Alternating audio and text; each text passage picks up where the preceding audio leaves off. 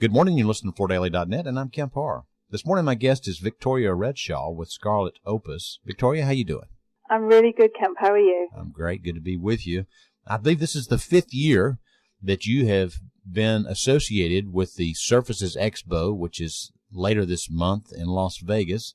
I wanted to talk to you about that, but first let's refresh our audience's memory around your role in the international trend forecasting world. You are with Scarlet Opus. It's your company, and you are a trend forecaster. You focus in the residential and commercial interiors, right? Absolutely. I founded Scarlet Opus just over 10 years ago now, and I'm the managing director and the lead trend forecaster. So I lead all of the forecasting work and the creative projects that we do. And essentially, as a trend forecasting agency, we're primarily working with companies associated with the interior sector. And that might be flooring or lighting or textiles or tabletop. It can be anything at all. And we're providing them with information 2 years in advance of the trends actually coming to fruition. And we're letting them know about the colours and the patterns and the materials and the styles and the shapes that are going to be desirable, that are going to be on trend and answer the wants, needs and desires of consumers in the future. And that's the main activity that we're involved with. Mm-hmm. You know, you and I, every time we do this interview, we joke about what I call the crystal ball. I mean, to think what consumers are going to want 2 years out. But there is a bit of a science to it. You follow the movies that are out and some of the cultural things that are happening. Tell us a little bit about that, if you would. Yeah, we like to think it's more than just a bit of a science and that it's not crystal ball gazing at all, but I know you'll never give up on that phrase. Basically, yes, we're doing a huge amount of research and analysis all of the time about events that are planned in, that are scheduled in to take place over the next 2 to 3 years. So at the moment, for instance, Catherine Burgess, my assistant, is sitting looking for information about the next Olympics in 2016 in Rio, trying to find out about what their plans are, what the costumes might be, who's directing, all of those sorts of things. So we're really looking 2 to 3 years in advance at world events, commemorations, celebrations.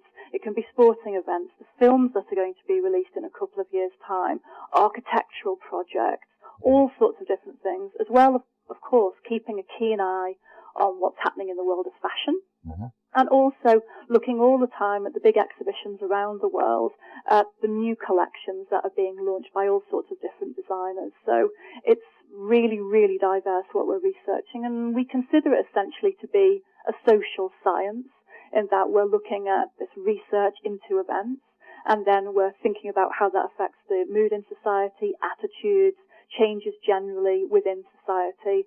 And it's also got an element of intuition about it. You need to have a designer's eye. You've got to have that kind of gut feeling for that's something important. And you need to bring those two things together. We call that informed intuition. But that's basically the way that we do it at Scarlet Opus. Okay. Different companies do it different ways, but that's the process we use.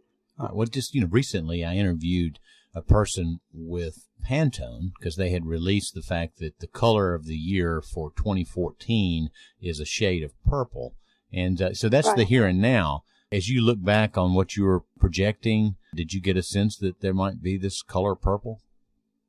Yeah, I think they're calling it orchid. It's quite a complex colour, which is very interesting because it leans towards a pink and then it leans back towards being more purplish, and it's the complexity of it that's so fascinating. When we look back, and obviously it's current time in that's the colour for this year, but for us this is looking a couple of years back now. There is a trend that I'm going to be talking about when I'm at Surfaces that's called life. And that life trend has that exact colour within it. So it's a kind of frosted and almost metallic, shimmery pinky purple.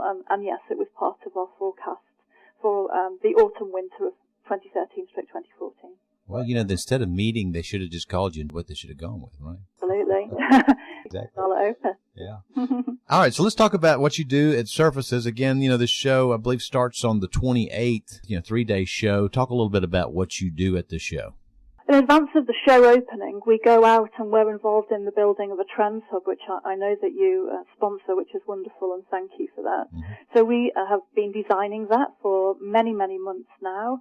Phil Pond, who's with the team here at Scarlet Opus, he's very involved in the design of that. And we go out and we oversee that build and we curate it and we make sure that the vision that we had in mind actually comes to fruition.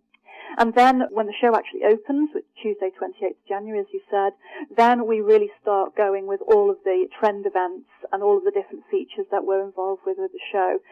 We're going to be giving talks live on the Trends Hub, and then on Designer Day, which is on Wednesday, the 29th of January, we have the big Trends Seminar, which starts at 8 o'clock. It's an hour and a half. I'll be talking about the design trends for 2014 and 2015.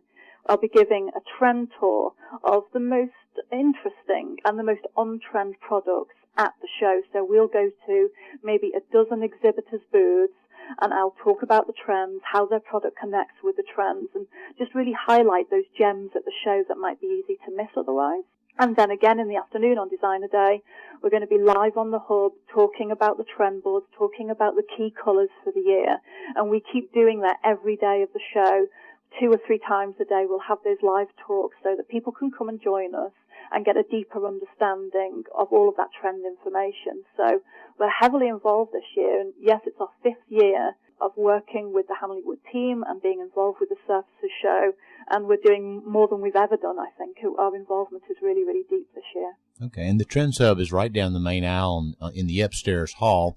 I think it's just slightly on the right-hand side behind Beaulieu. It is, and opposite Mannington, yeah. Yeah, okay. You know, you can go there at any time during the show, and it's kind of a lounge area where you can see many displays that you put together.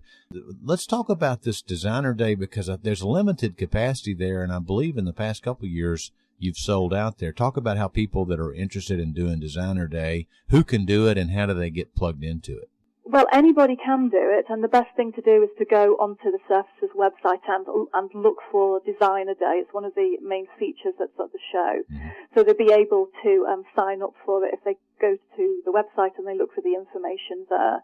So there are a number of different events. There are off-site tours that are being given. There are a number of other seminars that are being given that day that all kind of tie in with design trends, interiors. So lots of different things that are happening. But you're absolutely right with regard to the trend tour, that it is limited in the numbers that we'll take around, and I think that this year we're going to take 50 delegates on the tour around the exhibition halls. I'm not sure at the moment whether that's full, so it's well worth putting your name down. And I know that every year they run kind of a reserve list as well, so that if anybody drops out or isn't able to go, then you can step up and take that place. So this year we're just going to be doing, I think, the tour one time, and we'll have 50 people with us. And it tends to be, Kemp, that we have interior designers, and we have independent retailers, and we have product developers and property developers. So this is something that's really, really valuable to all. If you're involved in any of those sorts of things, then it'll be really valuable. And it's been limited by Hamley Wood, I should say, rather than Scarlet Opus, in that it needs to be a manageable amount of people to actually take around the halls. And because we're using audio equipment and things, it's about 50 people is what's manageable to do that. Well, hats off to the whole idea, because many people know that the flooring business is a fashion business. So, and that's what you're talking about. I think absolutely. Okay, great. Victoria, it's good to talk to you, and I look forward to seeing you in a few weeks. Again, we've been talking to Victoria Redshaw, who is the managing director with Scarlet Opus, and you've been listening to Kemp Harr and FloorDaily.net.